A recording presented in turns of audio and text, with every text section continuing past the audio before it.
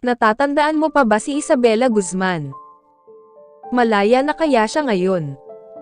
Bago yan, kung bago ka pa lang sa aking channel, ay huwag kalimutang mag-subscribe, at i-hit mo na din ang notification bell, para lagi kang updated sa aking mga bagong videos.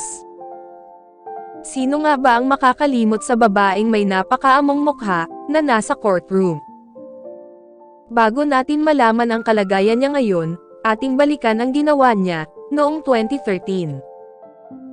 Siya si Isabela Guzman, ang babaeng brutal na pinatay, ang kanyang inang si Yoon Mi-hoy. Sa kanilang tahanan, sa Colorado, USA. After 7 years, matapos ang krimen, ay nag-viral ang video na ito ni Isabela. Kung saan titingin siya sa camera, ngingiti, at bigla na lang nagmi-make face, habang nasa court hearing noong September 5, 2013. In-upload ang video noong 2020, at naging internet sensation si Isabela. Noong panahong isinagawa niya ang pagpatay sa kanyang ina, si Isabela ay 18 years old lamang. Bata pa lang daw si Isabela, ay may behavioral issue na siya, at naghiwalay pa ang mga magulang niya. 7 years old naman si Isabela, nang dalhin siya ng ina sa kanyang ama para dito na tumira. Ngunit kalaunan ay bumalik din si Isabela sa poder ng kanyang inang si Yoon Mi-hoy. Lalong hindi naging maganda, ang pagsasama ng mag-ina, mula nang mag-asawa muli si Yoon Mi-hoy.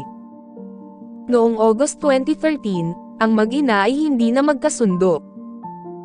Sa pahayag ng stepfather ni Isabela, na si Ryan Hui, mas nakakatakot ang pag-uugali, at wala ng respeto si Isabela kay Yoon Mi-hoy. August 27, 2013, nag-away muli ang mag-ina, at dinuraan pa sa mukha ni Isabela ang ina. Kinabukasan, naka-receive ng email si Yoon Mi-hoy galing kay Isabela, na sinasabing magbabayad ito. Dahil sa sobrang takot kay Isabela, tumawag agad ito ng mga pulis, at pagkatapos, ay pinagsabihan si Isabela ng mga pulis, na maaari siyang paalisin sa kanilang bahay, kung patuloy itong magpapakita ng walang respeto sa ina.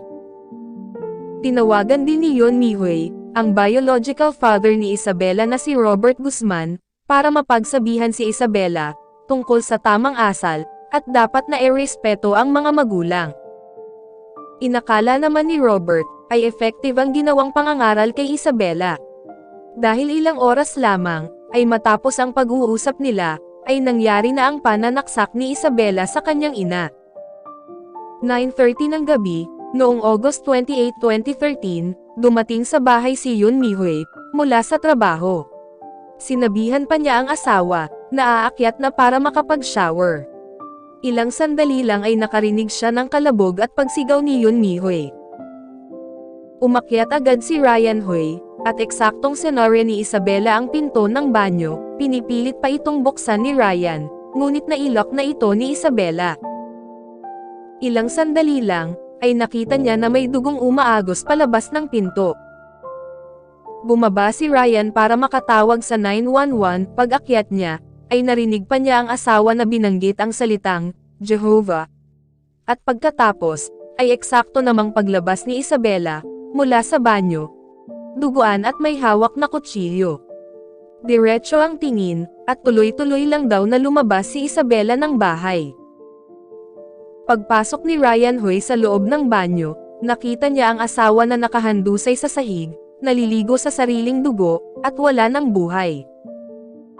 Sa initial investigation, nalaman ng mga pulis, na ginilitan niya ito sa leeg, at pinagsasaksak ng 79 beses, sa ulo, leeg at tiyan. Ngunit nang lumabas ang autopsy, napag-alaman, na 151 beses sinaksak ni Isabela ang ina. Nang dumating ang mga pulis, nang mangyari ang krimen, ay nakatakas na si Isabela. Kaya naman ang mga kapulisan, ay nagsagawa agad ng manhunt, at inalerto ang publiko, na armado at mapanganib si Isabela. Kinabukasan ng tanghali, ay naaresto si Isabela, sa isang parking lot, malapit sa kanilang bahay. Suot pa nito ang damit niya, na punong-puno ng dugo, ng kanyang ina. September 5, 2013, kinailangan lumabas ng selda si Isabela, para sa kanyang hearing. Makikita ang paiba-iba niyang mood, nang tumingin sa kamera. Nag-submit ng not guilty plea si Isabela, sa kadahilanang wala siya sa katinuan. Nag-testify din ang doktor na tumingin sa kanya, na mayroong sakit si Isabela, na schizophrenia. Kung saan naghahalucinate ito, kinakausap ang sarili, at nakakarinig ng mga boses, hindi rin daw nito alam, na pinagsasaksak na nito ang ina.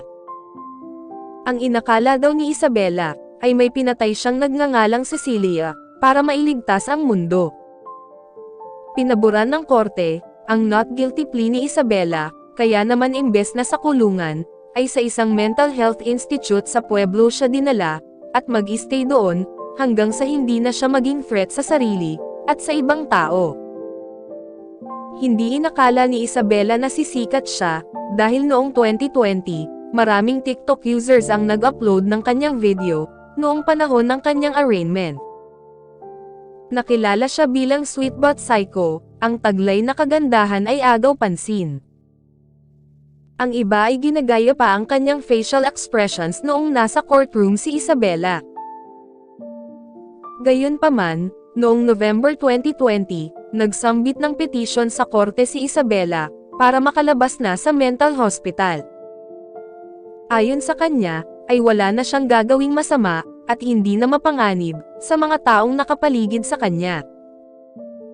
Sa isang interview sa kanya, sinabi niya, na wala siya sa sarili ng gawin ang brutal na pagpatay sa ina, hindi na mentally ill, at hindi na din threat sa ibang tao. Inihayag din ni Isabela, na biktima siya ng pang-aabuso sa kamay ng ina, sa loob ng ilang taon.